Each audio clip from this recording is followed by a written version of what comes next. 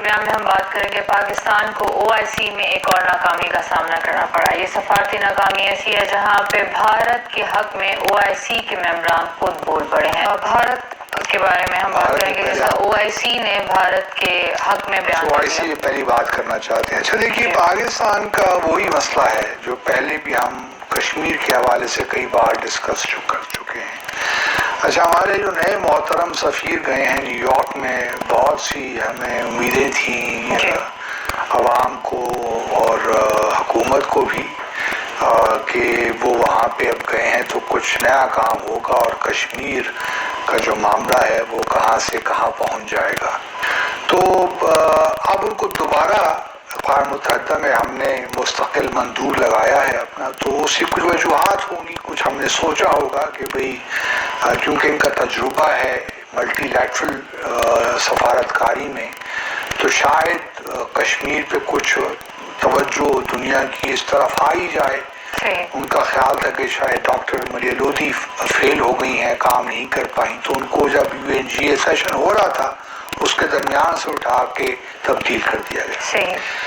اب ہوا کچھ چونکہ اور اس کے بعد پھر ہم نے دیکھا کہ ایک تو اجلاس آپ کو یاد ہوگا نا جو غیر رسمی مشاورت ہوئی تھی، بہت بڑی اس کو سفارتی کامیابی قرار دے دیا گیا تھا، حالانکہ وہ کوئی کامیابی نہیں تھی. وہ جو 15 اگست کو جو ہوئی تھی، اس کے بعد جو ہے ایک اور کوشش جو اس وقت مستقل مندوب ہے انہوں نے کی ایک کوشش، تو لیکن وہ اس کوشش میں کامیاب نہیں ہو پائے. کوئی دوسرا ایکسکلوسیو مشاورتی غیر رسمی مشاورت نہیں ہو سکی UN سیکورٹی کونسل میں.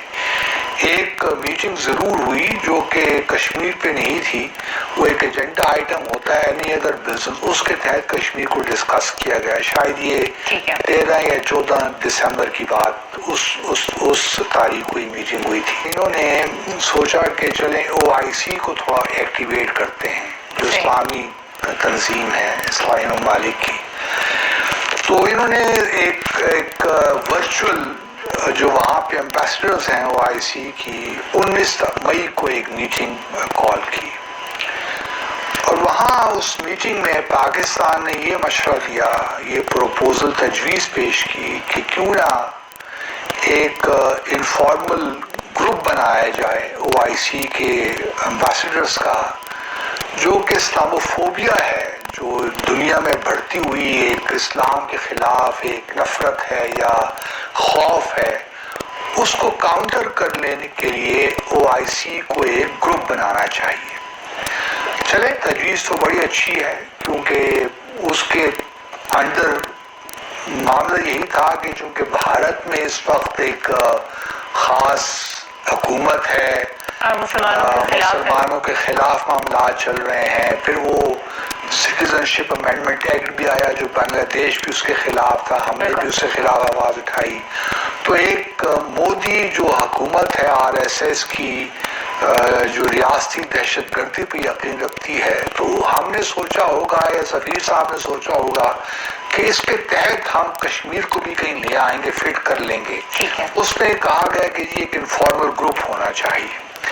اب اس قسم کی تجاویز پیش کرنے سے پہلے اگر میں ان کی جگہ ہوں تو پہلے اپنا ہوم ورک کروں، پہلے اپنا اسپیڈ ورک کروں کہ بھئی آیا میں جو تجویز پیش کرنے جا رہا ہوں، اگر 57 ممالک ہیں OIC کے، تو کہاں کہاں سے مجھے مزاحمت ہو سکتی ہے، کون کون ممالک ہیں جو ان کو اپوز کریں گے، یا کن کن ممالک کی مجھے سپورٹ حاصل جو لائک مائنڈڈ کنٹریز ہوتے ہیں.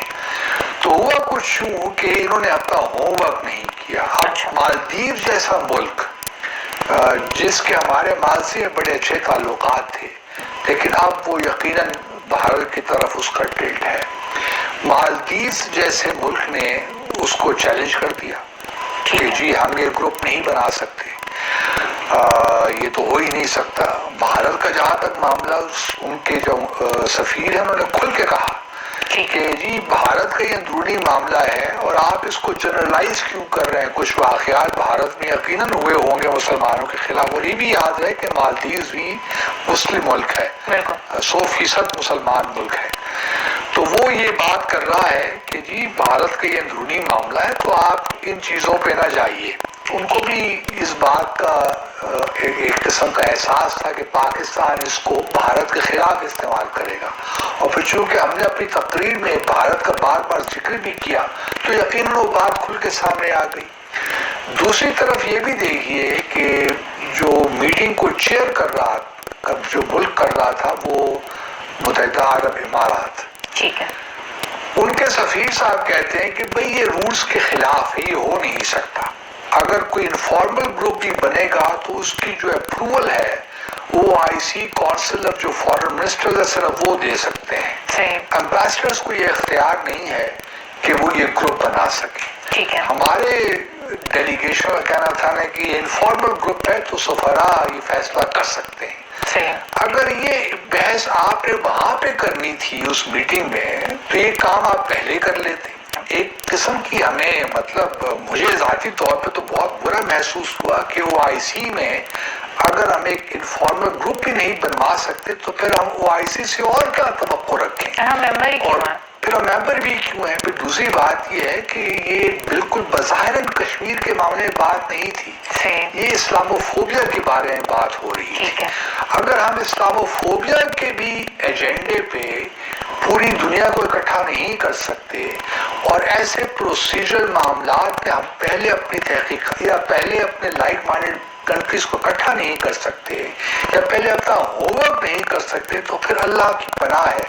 کیونکہ اگر فارن آفس اور ہمارے مشن جو UN اگر اس کا یہ حال ہے کہ ہم نے مثال کے طور پر جو ہمارا مشن ہے مالے میں مالدیز میں, وہی پہلے آپ ان کو بتاتے کہ یہ ہماری ایک پروپوزل ہے. اگر یہ پروپوزل آپ دینا چاہتے تھے تو آج سے تقریباً اگر چلیں 1 مہینہ پہلے نہیں تو 2 ہفتے پہلے تو ضرور آپ اس پہ کام کریں. کمیونیکیٹ ہی نہیں کیا گیا بیچ میں کچھ نہ کہیں تو لیک آف کمیونیکیشن ہے نا کہ آپ نے اپنے مشنز کو نہیں بتایا. اسی طرح اور ممالک سعودی عرب نے بھی اس کو اپوز کیا.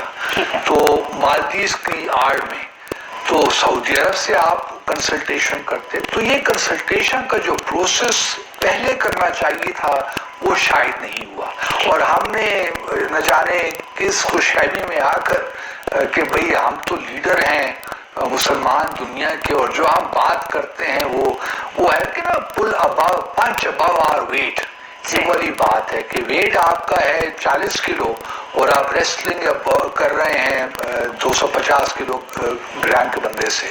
تو سارا معاملہ اس وقت یہی پہ ہے کہ اور ہمارے خاص طور پہ جو اس وقت مستقل مندوبر کا ایک مزاج ہے وہ آکش یوز رکھتے ہیں, is a very bright guy otherwise, لیکن اب کچھ ایج کا تقاضا بھی ہوتا ہے اور اس کے بعد کچھ یہ بھی ہوتا ہے کہ میں نے کچھ پرفارم کر کے دینا ہے, میں نے کچھ دینا ہے تاکہ ہمیں بھی بار بار وہ کرٹیسائز بھی تو ہو رہے ہیں کہ کچھ کرنے کچھ نہیں رہے, تو وہ بھی بتانا چاہتے ہیں کہ کچھ تو میں دوں کہ پاکستانی عوام کو پتہ چلے کہ ہم کچھ کام کر رہے ہیں. لیکن کام اس طرح نہیں ہوتے. یہ پہلے بھی بلکہ انہی کے زمانے میں مجھے واقع بھی یاد آ گیا کہ 1994 میں 22 فروری 1994 کو بھارت کی پارلیمنٹ نے ایک قرارداد پاس کی کہ جو آزاد جموں اور کشمیر کا یہ بھی پاکستان آکوپائڈ کشمیر, انہوں نے ان کو کہا کہ ہمارا حصہ ہے اور جب تک کہ ہم ان سے لے نہیں لیتے جموں اور کشمیر مکمل نہیں ہوتا. اس کے بعد ہمیں خیال آیا کہ ہیومن رائٹس کمیشن اس زمانے میں ہوا کرتا تھا, اب تو ہیومن رائٹس کونسل ہو گیا نا جنیوا میں, اس زمانے ہیومن رائٹس کمیشن ہوا کرتا تھا. تو ہم نے ایک 27 فروری کو ایک قرارداد پیش کر دی انسانی حقوق کے مقبوضہ جموں اور کشمیر میں. یہی صاحب اس وقت جنیوا میں تو نہیں تھے لیکن یہاں اسلام آباد میں انچارج تھے.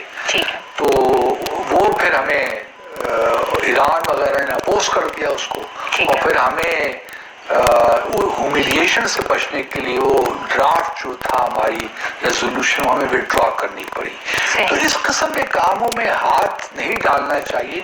آپ نے اپنا ہوم ورک کیا نہیں, آپ نے ایک اہم قدم اٹھایا لیکن اس کا نتیجہ. نمسکار دوستو and welcome to my channel. دوستو भारत में जब से ये मोदी गवर्नमेंट आई है तब से पाकिस्तान की तो फट गई है, और मोदी सरकार को बदनाम करने के लिए, इंडिया को बदनाम करने के लिए ये पाकिस्तानी मीडिया और पाकिस्तानी डिप्लोमेट्स हर एक स्टेज पे इंडिया को बदनाम करने का ट्राई कर रहे हैं। वो ऐसा बताना चाह रहे हैं कि इंडिया में इस्लामोफोबिया है, इंडिया पे मुस्लिमों पे अत्याचार हो रहा है, कश्मीर पे अत्याचार हो रहा है, मगर हर एक फोरम में उनको मुकी खानी पड़ती है।